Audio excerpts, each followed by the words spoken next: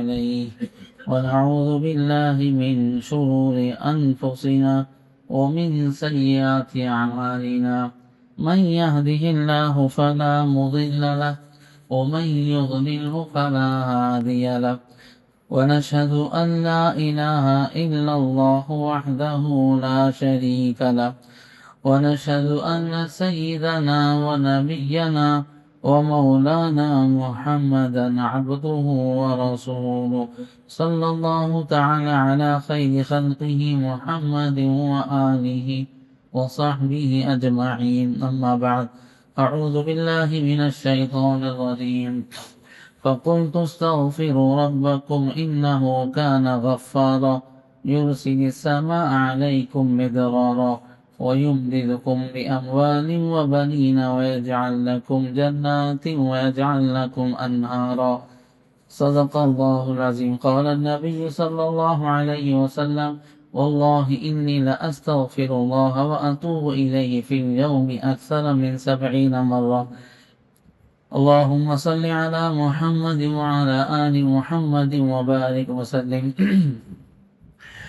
قابل احترام بزرگوں دوستو، آج زندگیاں بڑے مسائل میں گھری ہوئی ہیں. انفرادی انسان کی زندگی میں مختلف مسائل میں، کوئی روزی میں پریشان ہے، کوئی صحت سے متعلق پریشان، کوئی آپسی جھگڑوں تنازعات میں گھرا ہوا ہے، کوئی اور مختلف طرح کے ٹینشن میں. ہر آدمی کہیں نہ کہیں مسائل میں گھرا ہوا ہے. یہ تو اپنے انفرادی گھریلو مسائل ہیں.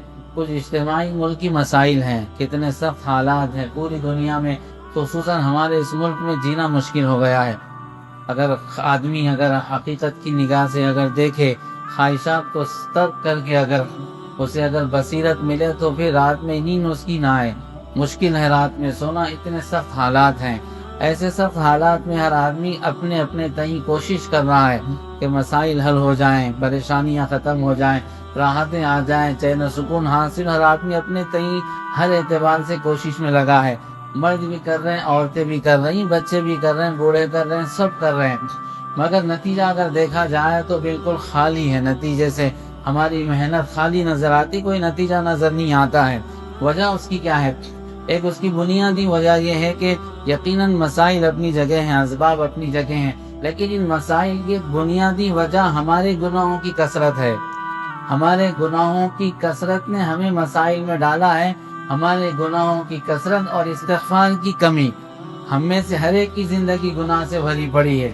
اور جب قوم گناہ کرتی ہے، انسانیت گناہوں میں ملوث ہوتی ہے، اللہ نے صاف قرآن میں کہا کہ ہم مسائل تم پر ڈال دیتے ہیں، ظالم بادشاہ تم پر مسلط کر دیتے ہیں، اور پھر روزی اللہ تنگ کر دیتے ہیں. بارش نہیں ہوتی ہے یا ہوتی ہے تو وہ بارش نفع کے بجائے نقصان لے کر آتی ہے.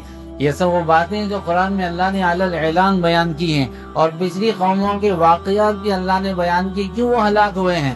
حضرت نوح علیہ السلام کی قوم کو کیوں ہلاک کیا گیا تھا؟ کیا وجہ تھی؟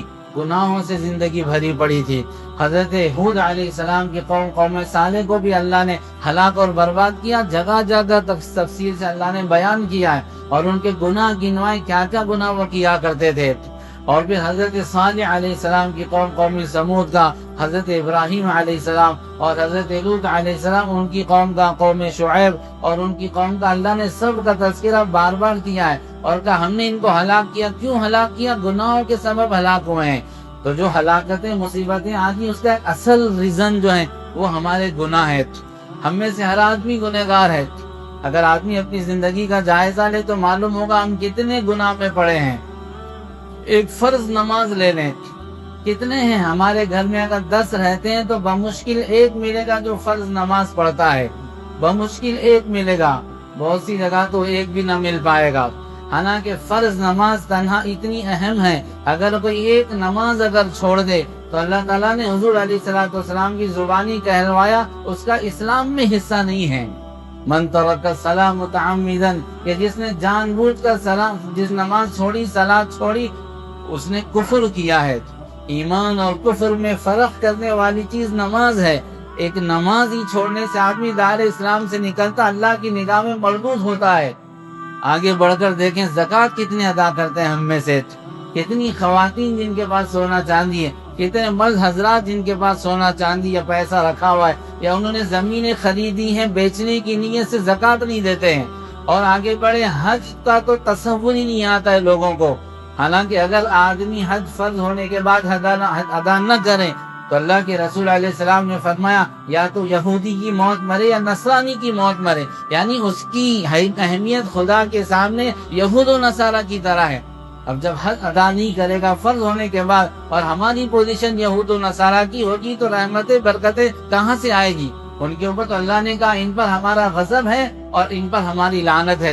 غیر المغضوب علیہم ولا الضالین بار بار پڑھتے ہیں سورہ فاتحہ میں، یہودیوں اور نصرانیوں پر اللہ نے غضب اور لعنت برسائی۔ تو اگر حج نہ کریں تو پھر آدمی نگاہ میں اللہ کی مردود ہو جائے۔ اس سے آگے بڑھیں، خدا سے متعلق اور جو ہم پر احکام ہیں، سب سے بڑا حکم یہ ہے کہ ہم خدا کے سامنے اپنی ضرورتیں حاجتیں رکھیں، اور ہر زندگی کے مسئلے میں ہمارے دل و دماغ میں خدا کی طرف ہمارا خیال جائے۔ لیکن کتنے ہم میں سے اپنی کسی مصیبت پر خدا کو یاد کرتے ہیں، لیڈروں کو یاد کریں گے، مالداروں کو یاد کریں گے، اپنے کسی باس کو یاد کریں گے، یا اگر کچھ سمجھ ہے، غلط سمجھ، دینی غلط سمجھ اگر ہے، تو خدا کے در کو چھوڑ کر دوسرے دروں پر جا کر سر ماریں گے۔ مسجد میں آ کر سر نہیں لگا سکتا ہے، زمین پر مختلف جگہ چھلوں پر اور مختلف جو اپنی طرف سے بنا لی ہم نے، وہاں جا کر ان لوگوں کو جن کو اللہ نے خدائی دی نہ خدا کا وہ کوئی اپنے اندر کمال رکھتے ہیں، ان کو خدا کا درجہ دے کر سر مار رہے ہیں۔ تو یہ تو خدا سے متعلق ہمارا معاملہ ہے۔ رسول اللہ صلی اللہ علیہ وسلم کے حقوق دے کے ایک سنت بمشکل ہماری زندگی میں ملے گی۔ ہمارے لباس سے، ہمارے چہرے سے، ہماری چال چلن سے، ہمارے اعتبار سے کہیں سے یہ نہیں جھلکتا ہے کہ یہ محمد رسول اللہ کا غلام ہے۔ تو سنتوں سے زندگی ہماری خالی، اور سنتوں سے زندگی خالی ہونا خدا کی نگاہ میں مردود کر دیتا ہے۔ معاملات اپنے دیکھیں کتنے خراب ہمارے معاملات ہیں، لین دین ہمارا کتنا برا ہے۔ تاجر اگر تجارت کرتا ہے تو دھوکہ دے گا اپنی تجارت کے لیے ضروری سمجھ رکھا ہے، جھوٹ بولنا ہم نے اپنی تجارت کے لیے ضروری سمجھ رکھا ہے، اور پھر آپس میں معاملات اتنے خراب، ہر ایک کو دھوکہ دینا، ہر ایک کے حق کو ضائع کرنا۔ اگر مکاندار ہے تو کرایہ دار پر ظلم کرتا ہے، کہیں کرایہ دار کا چلتا ہے تو وہ مکاندار کے حق کو مار رہا ہے۔ بہو بیٹیوں پہ کتنا ہم ظلم نہیں کرتے ہیں، پڑوسیوں کو کتنا نہیں ستاتے ہیں۔ تو معاملات بھی ہمارے خراب ہیں۔ خدا سے متعلق حقوق، بندوں سے متعلق حقوق، رسول اللہ سے متعلق ہمارے حقوق سب ہم ضائع کر رہے ہیں۔ قرآن سے متعلق ہم دیکھیں کبھی قرآن ہاتھ میں لینے کی توفیق نہیں ہوتی ہے، کبھی قرآن ہم میں سے ہزاروں ایسے ہیں قرآن کو چھوتے نہیں ہیں، پڑھنا تو دور کی بات ہے، اس کے احکام کو معلوم کرنا تو دور کی بات، اپنانا تو دور کی بات ہے۔ تو ہر اعتبار سے زندگی گناہوں سے لطفت ہیں، استغفار سے زندگی خالی ہے، تو پھر اللہ کی طرف سے مسائل نہیں آئیں گے تو کیا آئیں گے؟ گناہ انسان کو خدا کی نگاہ میں مردود کر دیتا ہے، خدا کی رحمت سے محروم کر دیتا ہے۔ ظہر الفساد فی البر والبحر بما کسبت ایدی الناس، کہ زمین میں جو فساد آتا ہے چاہے خشکی میں ہو تری میں ہو، انسانوں کے عمل بد کا نتیجہ ہوتا ہے۔ رسول علیہ السلام معراج میں جا رہے ہیں، آپ نے دیکھا کچھ چیزیں نیچے سے اوپر جا رہی، کچھ چیزیں اوپر سے نیچے اتر رہی۔ آپ نے پوچھا جبرائیل سے یہ کیا ہے نیچے سے اوپر، اوپر سے نیچے؟ کہا نیچے سے اوپر آپ کے امت کے اعمال ہیں، اوپر سے نیچے جو آ رہے ہیں وہ اللہ کی طرف سے فیصلے ہیں۔ جیسے اعمال جائیں گے ویسے فیصلے اتریں گے، نیکیاں جائیں گی اچھے احوال اللہ اتاریں گے، گناہ جائیں گے، ظلم جائے گا، حقوق کا ضائع کرنے کا معاملہ جائے گا، تو پھر اللہ تعالیٰ احوال کو بھی سخت نازل کریں گے۔ اس لیے اصل گناہ کی نحوست ہے ہمارے تمام احوال کا۔ ہم میں سے ہر ایک کی زندگی اگر جائزہ لیں تو گناہ زیادہ ہے، نیکیاں نہیں ہیں بالکل۔ اور پھر نیکی بھی اگر ہماری غور کرے ایسی ہے کہ ہماری ہر نیکی پر ایک استغفار لازم ہے، ہماری نیکی ایسی ہے کہ اس نیکی پر اللہ سے معافی مانگنا ہم پر لازم آ جاتا ہے۔ تو گناہ بہت بڑی آفت ہے۔ ایک بزرگ تہجد میں اٹھے ہیں، ذکر کرنا چاہتے ہیں، زبان سے اللہ کا نام نہیں نکل رہا ہے۔ مولانا تھانوی رحمۃ اللہ علیہ نے لکھا ہے بہت کوشش کر رہے مگر اللہ کا نام نہیں آتا ہے۔ احساس ہوا انہیں شاید غلطی ہو گئی، سجدے میں گر جا رونے لگے، کہا یا خدا یہ کیا مجھ پر آپ کی طرف سے مردودیت نازل ہو رہی، مجھ سے کیا خطا ہو گئی؟ اللہ نے الہام کیا کہ فلاں دن ہنس رہے تھے، ہنسی ہنسی میں ایسا جملہ کہا جس سے ہمارے دین کا استخفاف ہو گیا، دین کی حیثیت گھٹا دی، ہنسی ہنسی میں جملہ تم نے کہا۔ ایک جملہ کسی بزرگ سے ہنسی ہنسی میں اتفاق میں نکل جائے، خدا کا نام لینے سے محروم ہو جائے، یہاں تو پوری زندگی گناہوں میں لطفت ہے۔ تو لہذا گناہ اصل وجہ ہے ہمارے مصیبت میں گرنے کی۔ انسان اگر کسی جانور پہ ظلم کرے تو خدا رحمت سے محروم کر دیتے ہیں. ہم انسانوں پہ ظلم کر رہے ہیں. ہم میں سے ہر ایک دوسرے کے حق کو ضائع کرنے پر تلا ہے. پوری کوشش کرتے ہیں کسی طرح سے ہم ہڑپ لیں. بہنوں کو وراثت میں سے کس نے حصہ دیا ہے؟ مکان اگر بناتے ہیں کون وفاداری سے مکان بناتا ہے؟ بازو والے کی زمین جتنا ہو سکے آپ آگے بڑھ کے ہڑپنا، یہ سب کا مزاج اس کو کامیابی سمجھتے ہیں. کٹے بناتے ہیں، پورے راستوں کو تنگ کر رہے ہیں، دعوتیں کرتے ہیں، پوری بستی کو پریشان کر رہے ہیں. تو یہ ہماری جو زندگی انسانیت کو نقصان دے رہی، تو خدا کا قہر ہم پر کھینچ کر لا رہی. مولانا اشرف علی تھانوی رحمۃ اللہ علیہ، بیوی جانے لگی کسی کام سے، کہا کہ جا رہی ہوں کسی کام سے، ایک آپ کام کر دینا کہ روزانہ مرغیوں کو میں دانہ ڈالتی ہوں، آج میں نہیں رہوں گی، آپ دانہ ڈال دینا. وقت بتا دیا، صبح میں 8-9 بجے جو ٹائم، اس ٹائم ڈال دینا.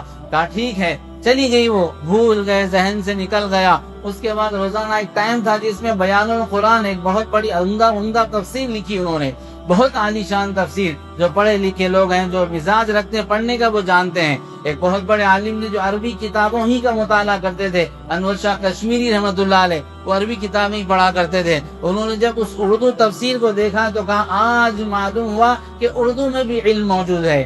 آج مجھے معلوم ہوا کہ اردو میں بھی علم ہے. ایسی عظیم کتاب لکھی انہوں نے. تو وہ کتاب لکھنے کے وقت بیٹھے ہیں، لکھنے کے لیے روزانہ ایک آیت سے متعلق کئی چیزیں ذہن میں آتی، یہ لوں اس میں وہ تردد میں ہوتے. ایک بات بھی ذہن میں نہیں آ رہی، ایک تفسیر بھی ذہن میں نہیں آ رہی. بہت پریشان ہوں گے، کیا گناہ ہو گیا، اللہ نے مردود اور محروم کر دیا. قلم روکا، کتاب بند کی، سوچنے لگے. فوراً یاد آیا مرغیوں کو دانہ بھول گیا. تو فوراً اٹھے، جا کر مرغیوں کو دانہ ڈالا، آ کر بیٹھے. پھر فوراً اللہ کی طرف سے ورود ہوا اور آیتوں میں تفصیل ذہن میں آنے لگی. ایک ولی کامل جو عظیم الشان کام کر رہا ہے، اس کو اللہ نے محروم کر دیا ایک معمولی جانور کے حق کے ضائع کرنے پر. مرغی کیوں پیدا کی کہ جانتے ہیں؟ کاٹ کر ذبح کر کے کھانے کے لیے. چکن 65 بنانے کے لیے مرغی بنائی گئی.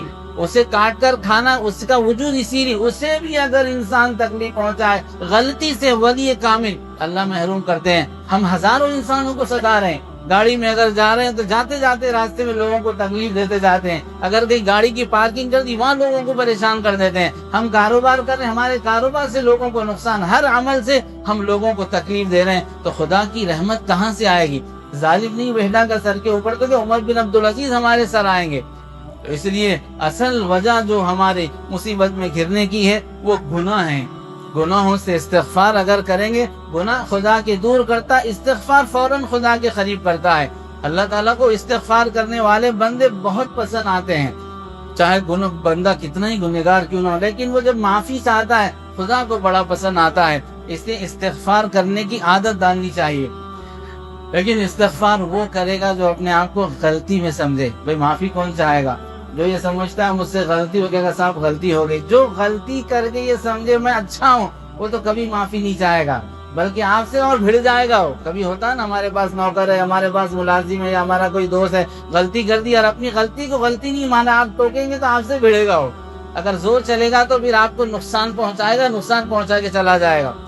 تو ہم اپنے آپ کو غلط نہیں سمجھتے ہیں. ہم سب اپنا اچھے ماشاء اللہ، ہم کیا خراب ہے، وہ کیا ہم کسی کا لوٹے، کسی کو قتل کرے، کیا ہم بدکاری کرے، کیا چوری کرے. صرف یہی نہیں ہے غلطیاں، یہی گناہ کبیرہ نہیں، بہت ہے گناہ کبیرہ. دل میں حسد رکھنا، کسی کی ترقی پہ جلنا، یہ بھی گناہ کبیرہ ہے. کسی کی غیبت کر دینا، پیچھے اس کی کوئی کسی عیب کو ظاہر کرنا، یہ بھی گناہ کبیرہ ہے. اس سے بھی انسان محروم ہو جاتا ہے. نماز چھوڑنا یہ بھی گناہ کبیرہ ہے. بہن کو وراثت میں حصہ نہ دینا یہ بھی گناہ کبیرہ ہے. جہیز کا مطالبہ کرنا یہ بھی گناہ کبیرہ ہے. یہ سب بڑے گناہ ہیں، چھوٹے نہیں بڑے گناہ ہیں، پہاڑ سے بھی بڑے گناہ ہیں. تو لہذا ہم اپنے آپ کو گنہگار نہیں سمجھتے. اس کی وجہ یہ ہے کہ ہمارے نگاہوں میں شیطان ہماری نیکیاں لاتا ہے، ہماری نیکیاں لاتا ہے شیطان ہمارے سامنے، اور دوسروں کے گناہ ہمارے سامنے لاتا ہے. انہیں ایسا کرا، انہیں ایسا کرا، میں تو ایسا نہیں کرا. تو فوراً ذہن ایسا ہوتا ہے، آدمی کو بہت تیزی سے چلتا ہے، اسے چلانا نہیں پڑتا، خود چل جاتا ہے. تو فوراً ہماری نیکیاں سامنے لاتا ہے، دوسروں کے گناہ سامنے لاتا ہے، جس کی وجہ سے ہم میں سے ہر ایک سمجھ رہا میں تو اچھا ہوں، میں تو اچھا ہوں، مجھے کیا زیادہ استغفار کی ضرورت ہے، اچھا ہی ہوں میں، تھوڑا بہت 19-20 ہے، اللہ معاف کر دیں گے. یہ ہمارا غلط تصور ہے. زندگی ہمیں ایسی گزارنی ہے کہ ہم دوسروں کی نیکیوں کو دیکھیں، اپنے گناہوں کو سامنے رکھیں. جس دن یہ مزاج پیدا ہوگا، آدمی اپنے آپ کو سب سے بڑا گنہگار سمجھے گا. جس دن یہ گناہ پر یہ مزاج ہوگا، آدمی سب سے بڑا گنہگار اپنے آپ کو سمجھے گا۔ ایک بہت بڑے عالم دین گزرے ہیں تبلیغی جماعت کے حضرت جی، تیسرے حضرت جی، رونے لگے، پوچھا کیا بات؟ کہا دنیا میں جتنی حالتیں ہیں احوال مسلمانوں پر، ایسا لگتا ہے میرے گناہوں کی وجہ سے ہیں، حالانکہ بہت نیک صالح آدمی تھے وہ، اور کہہ رہے ہیں کہ دنیا میں جتنی آفتیں ایسا لگتا ہے میرے گناہوں کا نتیجہ ہے، حالانکہ بہت عظیم محنت سے جڑے اور بہت عظیم محنت کر رہے ہیں، پوری زندگی لگا دی، لیکن چونکہ اپنے گناہ سامنے، لوگوں کی نیکیاں سامنے ہیں۔ یہ اگر مزاج ہوگا تو پھر آدمی اپنے آپ کو گنہگار سمجھے گا۔ اس کے لیے کیا کرنا پڑے گا؟ یہ اگر مزاج بنانا ہے کہ لوگوں کی نیکیاں سامنے آئے، ہمارے گناہ سامنے آئے، تو کیا کرنا پڑے گا؟ بازاروں میں نہیں پھرنا پڑے گا، مسجد میں آنا پڑے گا، نیک لوگوں کے ماحول میں بیٹھنا پڑے گا۔ اچھے نیک لوگوں کے ماحول میں آئیں گے، فوراً احساس ہوگا صاحب میرے اندر خامی ہے۔ اس لیے آپ دیکھیں گے جو لوگ جماعتوں میں جاتے ہیں، تبلیغ میں جاتے ہیں، جانے سے پہلے بہت برے ہوتے ہیں، جانے کے بعد کچھ نہ کچھ اچھائیاں آ جاتی ہیں۔ کیوں آتی ہے؟ حالانکہ پہلے بھی تو بیان سنا تھا، پہلے بھی بیان سنا تھا نماز پڑھنا ہے، پہلے بھی بیان سنا تھا کہ داڑھی رکھنا ہے، پہلے بھی بیان سنا تھا کہ سنت پر عمل کرنا ہے، پہلے بھی سنا تھا کہ ٹخنے کے اوپر پہننا ہے، لیکن عمل کیوں نہیں کر رہا تھا؟ وہ وہاں جانے کے بعد احساس ہوا، دوسروں کی نیکیوں کو دیکھا، اپنے گناہ سامنے آ گئے۔ تو اس لیے اچھے لوگوں کی صحبت میں رہیں گے، فوراً احساس پیدا ہوگا گناہوں کا، استغفار آدمی خود بخود کرے گا، خود بخود استغفار آسان ہو جائے گا۔ ایک صاحب کا واقعہ مختصر ہے کہ وہ شراب پینے کے عادی تھے، ایک جماعت والوں نے ان کی تشکیل کی، بڑی مشکل کے بعد تیار ہوئے، اس کے بعد جو ہے پہلے تو تیار ہوئے، بعد میں بہانہ کیا نہیں آئیں گے، بہرحال کسی طرح بیوی نے تیار کیا، بھیجا، کا ایک شرط پر آؤں گا، پاکٹ ساتھ میں ہوگی تو آؤں گا، بوتل لے کے جاؤں گا ورنہ نہیں آ سکتا۔ وہ بیچارے اللہ نے ایک نظام بنایا، کہا ٹھیک ہے صاحب ویسے ہی آ جاؤ، ہر ایک کو قبول کر لیتے ہیں، لے گئے۔ جیسے مسجد میں پہنچے، گاؤں میں کہا میاں یہ بوتل دیکھو، تم جانتے ہو شراب اچھی چیز نہیں ہے، مسجد میں نہیں لا سکتے، وہاں ٹوائلٹ میں رکھ دو۔ کہا ٹھیک ہے صاحب۔ جیسے ماحول میں آئے تو احساس یقیناً ہوگا، دھیرے دھیرے خود بخود آئے گی تبدیلی۔ پہلے اصرار کر رہا تھا، اب کہا ٹھیک ہے صاحب وہاں ٹوائلٹ میں رکھ دیتا ہوں، ٹوائلٹ میں رکھ دیا۔ اس کے بعد تعلیم ہوئی، دری بیچنی، لیکن اپنے آپ کو کنٹرول کرنے کا مزاج آ گیا۔ اس کے بعد میں رات میں جو مولانا صاحب لے کر کے، بڑے عالم تھے، کسی کے رونے کی آواز آئی، دیکھا وہی بندہ رو رہا ہے اور کہہ رہا ہے یا اللہ میں نے اصحاب کہف کا کتے کا واقعہ آیا تھا، کہا خدا اصحاب کہف کا واقعہ میں نے سنا، نیک لوگوں کے ساتھ کتا رہا تو نے، اس کی بھی جنت میں جانے کا فیصلہ کیا، میں بھی اصحاب کہف کے کتوں کی طرح کتا نیک سارے لوگوں میں آیا، مجھے معاف فرما دے، میری زندگی بدل دے۔ تو یہ نیک لوگوں میں آ گیا، شرابی بھی شراب سے توبہ کر رہا ہے، واپس آ کر ولی کامل بنا۔ تو بہرحال نیک لوگوں کی صحبت میں رہیں گے، اپنے گناہوں کا احساس ہوگا۔ صرف اگر پھریں گے گنڈوں میں، روڈیوں میں، دعوتوں میں، اور پھر بازاروں میں، اور پھر موج مستی میں رہیں گے، اور فونوں میں رہیں گے، گانے دیکھتے رہیں گے، ویڈیوز دیکھتے رہیں گے، اور واہیات میں لگے رہیں گے، شیطان کبھی احساس پیدا ہونے نہیں دے گا میاں تیرے میں غلطی ہے، بلکہ یہ احساس لائے گا تو بڑا اچھا ہے۔ لہٰذا دیکھیں گے لوگ ظلم کر کے بھی ویڈیو بنا کر ڈالتے ہیں، برائی کر کے بھی چار لوگوں میں کہتے ہیں ہم نے ایسا کیا ہے، کیوں؟ اس لیے کہ احساس شیطان نے پیدا کیا تو اچھا ہے، اور دوسرے خراب ہیں۔ نیک لوگوں کی صحبت میں جائے گا، خود بخود احساس بدل جائے گا۔ اس کے لیے ہم اگر چاہتے ہیں استغفار کی عادت ہو تو کرنا ہے، ہماری بہت بڑی ضرورت ہے۔ استغفار کے بغیر چارہ نہیں ہے، خدا کا حق ادا نہیں ہو سکتا ہے ہم سے، چاہے نیک اور صالح کوئی انسان ہو پھر بھی خدا کا حق ادا نہیں ہو سکتا ہے۔ حضور علیہ السلام سے صدیق اکبر نے، انبیاء کے بعد سب سے افضل انسان صدیق اکبر ہیں۔ حضور علیہ السلام نے کہا میں نے سب کا حق ادا کیا، صدیق کا حق ادا نہیں کیا، خدا قیامت کے دن صدیق کا حق ادا کرے گا۔ اللہ نے آسمان سے ان کو سلام بھیجا ہے، صدیق اکبر کو حضور نے دنیا میں جنت کی بشارت دی ہے۔ اتنا بڑا مقام ہے۔ وہ حضور علیہ السلام سے پوچھتے ہیں میں نماز جب پڑھ لوں اور نماز کے اختتام میں پہنچوں، اتحیات بھی پڑھ لوں، درود شریف بھی پڑھ لوں، سلام پھیرنا ہے، کون سی دعا کروں؟ حضور نے کیا دعا سکھائی؟ اللہم انی ظلمت نفسی ظلما کثیرا، اے اللہ میں نے سب سے بڑا ظلم کیا ہے اور بہت زیادہ ظلم کے۔ یہ جملہ سکھا رہے ہیں، کس کو؟ صدیق اکبر کو سکھا رہے ہیں، صدیق اکبر کو سکھا رہے ہیں۔ کیا کرنے کے بعد سکھا رہے ہیں؟ تجارت کرنے کے بعد نہیں سکھا رہے، نماز جیسی عظیم عبادت پڑھنے کے بعد اختتام میں سکھا رہے ہیں۔ شروع میں سکھاتے تو بھی سمجھ میں آتا، ابھی ذرا باہر سے آئے تو شاید کچھ حقوق ضائع، نماز کے اختتام پر۔ اور صدیق اکبر کی نماز جانتے ہیں، انبیاء کے بعد سب سے عظیم عبادت ان کی ہے۔ مطلب یہ ہے کہ ہم خدا کا حق ادا نہیں کر سکتے، اتنا عظیم انسان ادا نہیں کر سکتا، ہم اور آپ کیسے ادا کر سکتے ہیں؟ اس لیے میرے بھائیو، استغفار ہماری بہت بڑی ضرورت ہے، استغفار بہت بڑی ضرورت ہے۔ استغفار کا مطلب وہ دانے پھرانا نہیں ہے، استغفراللہ دو چار گال کو مار لیتے ہیں، بچے کو توبہ کرے بولو تو ادھر ادھر ایک مارتا ہونے، وہ استغفار نہیں ہے۔ استغفار کیا ہے؟ دل میں گناہ کے کرنے کی آدمی میں ندامت ہو، آئندہ نہ کرنے کا عزم ہو۔ یا اللہ میں نے حق ضائع کر دیا، اس کو میں نے لوٹا، اس کی لڑکی کو میں نے ستایا، اس کو میں نے ہڑپا، اس کو میں نے تماچا مارا، میں نے نماز نہ پڑھی، میں نے زکوٰۃ نہ دی، حج نہیں کیا۔ اس کا دل کے اندر انسان کے ندامت شرمندگی ہو، آئندہ کرنے کا عزم ہو۔ پھر جو حقوق ضائع ہوتے ہیں ایک بندوں کے ہوتے ہیں، خدا کے ہوتے ہیں۔ بندوں کے حقوق پہ توبہ استغفار یہ ہے کہ جا کے معافی مانگے، اس کو اس کا حق دیں۔ خالی یہاں حج کر کے سمجھ کے پاک ہو گئے، بہن کو وراثت میں سے حصہ نہیں دیا، زمین ہڑپا، وہ زمین سے پیچھے ہٹنے کے لیے تیار نہیں، جہیز کا مطالبہ کر کے پریشان کرا، اس کی وجہ سے گھر ضائع ہو گیا، اب حج کر کے بیٹھے کہ ہم بڑے پاکیزہ ہو گئے۔ ہرگز نہیں، اس کا حق دینا پڑے گا، معافی بھی مانگنی پڑے گی، جا کے حق دینا پڑے گا۔ یہ ہے پورا استغفار۔ خدا کا اگر حق ہم نے ضائع کیا، نماز ہم نے چھوڑی، زکوٰۃ نہیں دیا، تو اس کا حق کیا ہے؟ اس کا استغفار کا حق یہ ہے کہ توبہ کرنے کے ساتھ ساتھ ان کی قضا بھی کرنی ہے۔ وہ نمازوں کی قضا کرنی ہوگی، وہ زکوٰۃ کی قضا کرنی ہوگی، وہ حج کی قضا کرنی ہوگی، تو یہ ہوگا پورا ہمارا استغفار کا معاملہ۔ تو لہذا یہ ہے کامل استغفار۔ صرف تسبیح پھرا دینا، گال پہ دو تماچے مار لینا استغفار نہیں، یہ حقیقی استغفار کریں گے۔ خدا کی رحمت دیکھو کیسے برستی ہے، خدا کی رحمت برسنے کے لیے تیار ہے، دروازے ہم نے بند کر رکھے ہیں۔ جو اوپر سے ٹنکی ہوتی ہے نا، وضو خانے پہ بیٹھ جاتے ہیں کبھی، ارے مول صاحب نل میں پانی نہیں آ رہا، دوسرے نل میں، تیسرے نل میں، سب میں آ رہا، اس نل میں کچھ کچرا پھنسا ہے، تو نل کی خرابی ہے، وہ ٹنکی کی خرابی نہیں، پائپ لائن کی خرابی نہیں۔ آپ ذرا اپنے نل کو صاف کریں، آپ کے پاس آ جائے۔ پوری بستی میں کرنٹ، آپ کے گھر میں کرنٹ نہیں ہے، آپ چیخ رہے ہیں پکار رہے ہیں کہ کرنٹ نہیں، بستی میں کرنٹ ہے، اور سب جگہ سے ہی آپ کے وائر میں خرابی، اپنا وائر درست کر لیں آپ، تو خدا کی رحمت برسنے کے لیے تیار ہے۔ جیسے حضرت موسیٰ علیہ السلام پر، جیسے صحابہ پر غزوہ بدر میں برسی، آج بھی برسنے کے لیے تیار ہے۔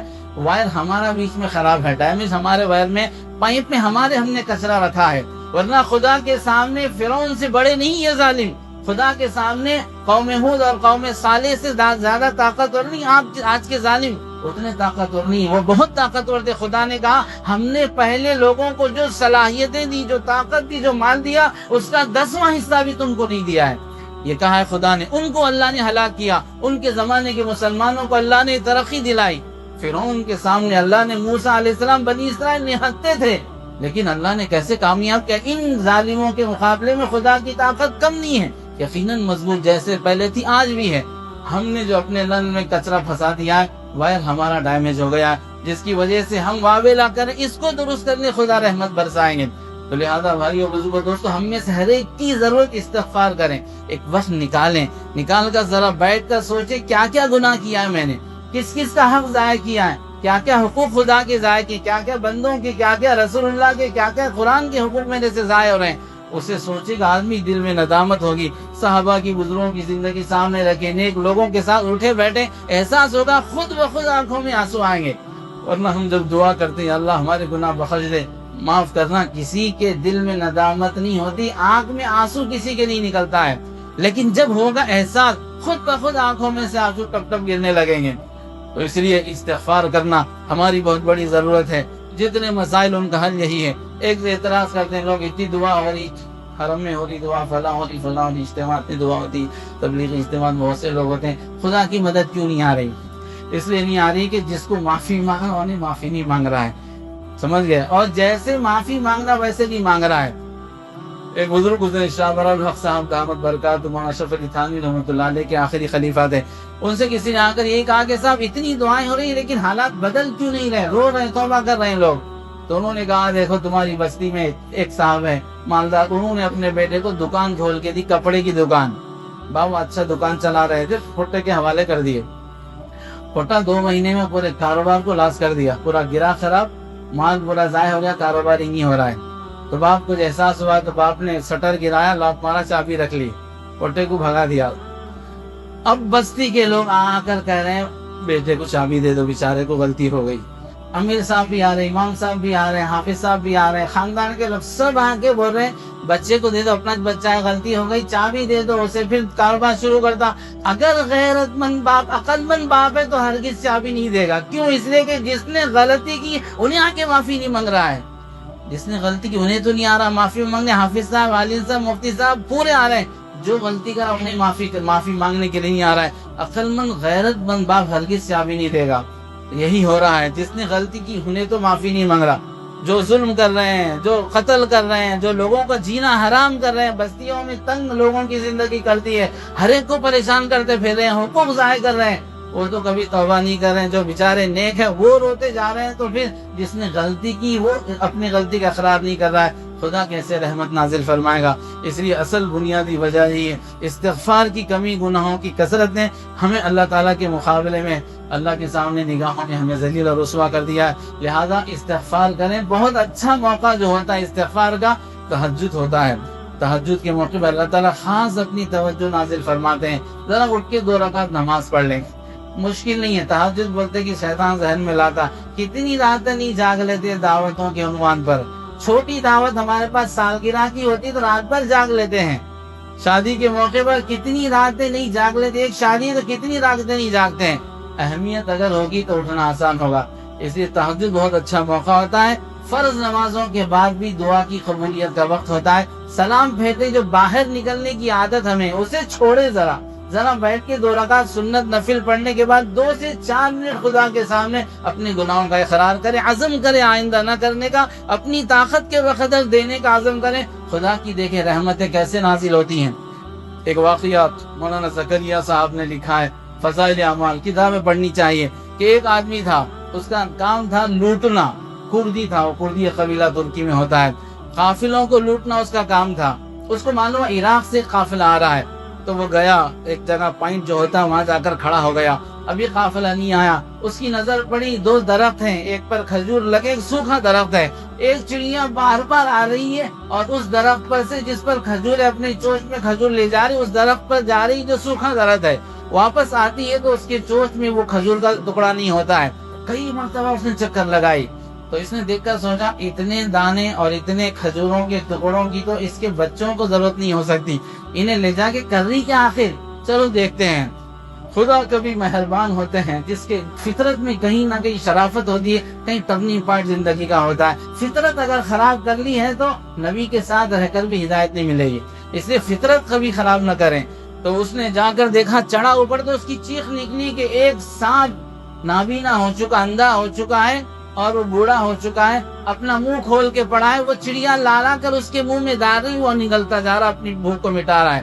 اس کی چیخ نکلی، اس نے کہا خدا کیسا آپ مہربانی کا معاملہ کر رہے ہیں، اس کے پیٹ بھرنے کے لیے معمولی چڑیا کو آپ نے مقرر کیا، میں کیسا ظالم ہوں، اپنا پیٹ بھرنے کے لیے لوگوں کے پیٹ پھاڑ رہا ہوں۔ احساس ہوا آپ کھلانا چاہے بھی کھلاتے ہیں، تو لہذا نیچے اترا، تلوار اپنی توڑی، روتے ہوئے آیا، اس کے چیلوں نے دیکھ کر پوچھا کیا بات ہے باس، آپ رو رہے ہیں، ہزاروں کو رلانے والے؟ کہا میرا تمہارا معاملہ ختم، میں نے آج سے توبہ کر لی ہے۔ پورا واقعہ اس نے سنا، اس کے بعد انہوں نے کہا تھا آپ بدل گئے تو ہم کیا کریں گے بگڑ کے، ہم بھی بدلتے ہیں۔ اس نے کہا سچی پکی توبہ ہے، لہذا سیدھے یہاں سے میں نے کعبہ جانے کا ارادہ کیا ہے، یہ ہے پکی سچی توبہ۔ اور اس کے بعد حج کر کے واپس آنے کے بعد جس کا جو حق ضائع کیا وہ دے کر رہوں گا زندگی اور باقی رہی۔ چلتے رہے، قصہ مختصر، تو توشہ جو تھا ختم ہو گیا، بھوکے پیاسے چل رہے ہیں۔ ایک قریب جھاڑیوں کے پاس سے گزرے، ایک بوڑھی آئی، اس نے آواز دے کر پوچھا ٹھہرو قافلے والوں، فلاں نام کا تم میں کون ہے؟ وہ سردار کا نام لے کر پوچھ رہی تھی۔ اس نے کہا میرا نام ہے، تو کیسے جانتی؟ کہا ٹھہرو۔ گھر گئی، کپڑے لائی، دینار سونا چاندی کچھ لایا، کھانے کا سامان لا، کہاں یہ لے لو تمہارے لیے ہے۔ کہا کہاں سے ہے، کون ہے تو، کیسے جانتی؟ کہا 3 دن ہوئے میرے بیٹے کا انتقال ہو گیا، اس کا کوئی وارث نہیں تھا، میں اس پریشانی میں تھی، مال کس کو دوں؟ اللہ کے رسول 3 دن سے خواب میں آ رہے ہیں اور کہہ رہے ہیں کہ بڑھیا انتظار کر، میرا محبوب امتی گزرنے والا ہے، اس کو میری طرف سے ہدیے میں دینا۔ اتنے بڑے ظالم کو سچی توبہ کر لیا، رسول اللہ کی طرف سے ہدیہ آیا ہے، تو ہمیں نہیں آئے گا؟ یقیناً آئے گا، توبہ کر کے تو دیکھیں، خدا کی طرف پلٹ کر تو دیکھیں۔ مگر معاف کرنا صرف بیان سے نہیں ہوتا ہے، کچھ کرنا پڑتا ہے۔ اکثر ہم کہتے ہیں بیمار ہو گئے، آپ اگر ڈاکٹر کا بیان سنیں گے سر کا درد نہیں جائے گا، ڈاکٹر کی گولی کھانی پڑے گی، پرہیز کرنا پڑے گا، ایسے ہی نیک زندگی بنانا ہے، اس کے لیے عمل کرنا پڑے گا، نیک لوگوں کی صحبت اختیار کرنی پڑے گی۔ اللہ تعالیٰ ہم سب کو عمل کی توفیق دے۔ اللہ اللہ اللہ